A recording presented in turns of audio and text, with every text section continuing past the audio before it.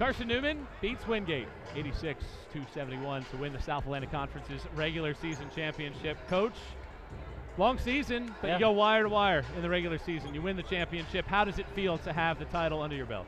You know, I've always felt like, there's a lot of excitement when you go to a tournament and win it, but, you know, when you can win it over a 20-game schedule to where it's home and away and it's a long process, and I've always thought that that would be very rewarding. We haven't won one yet. We've won one now, but very rewarding to be able to go through that full 20-game schedule and be the guy that comes out on top with only 2 losses. And, you know, we're very fortunate that we played really well in the first half, got out there to a lead because Wingate did what they always do, which is come back. And, you know, it's an honor as a SAC. You know, we won the SAC, and we've got right now the top 2 teams in our region that are in our conference, and Wingate's every bit as good as advertised, as we always know.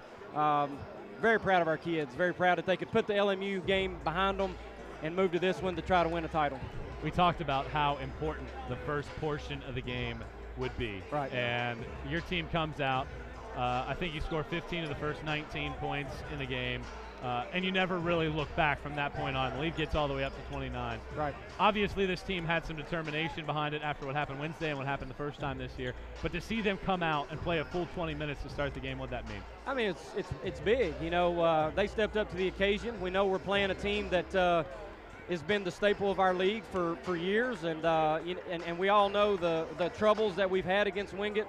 You know, we've had 15-point leads and let it squander away, and so I really kind of knew that our guys were going to come in here and play well and play hard. Now, I didn't expect them to be up 23 at the half, but I just think what happened to us on Wednesday was now looking at it, it probably helped us a lot more than it hurt us, because we realized that, you know, you got to play as hard as you can every possession and not come out and just kind of go half it, you know. And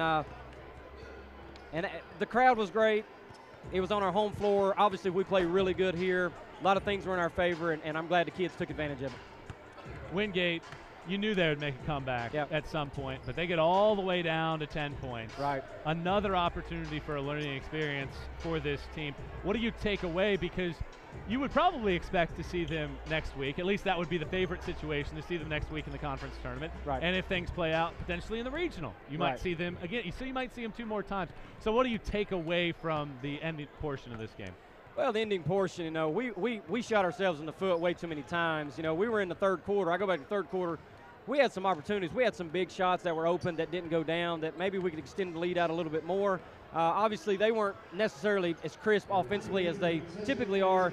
But then once it got to that, we were up, 28 or whatever, and they just started feeding it inside. And then we started playing not to lose, you know, and when you start doing that, that's no good. But we were taking quick shots. I didn't want that. You know, you look at your lead, you want to burn the clock, and I don't know what all went wrong there, but there was a lot of things that were bad, and we gave them all the opportunities. We don't want to go down and shoot it that fast and miss it and let them go down and score. We're playing right into their hands. So I think that'll be a good learning experience, that if we're in that scenario again, yes, we want to play fast, but sometimes you got to play slow to kind of burn that clock down.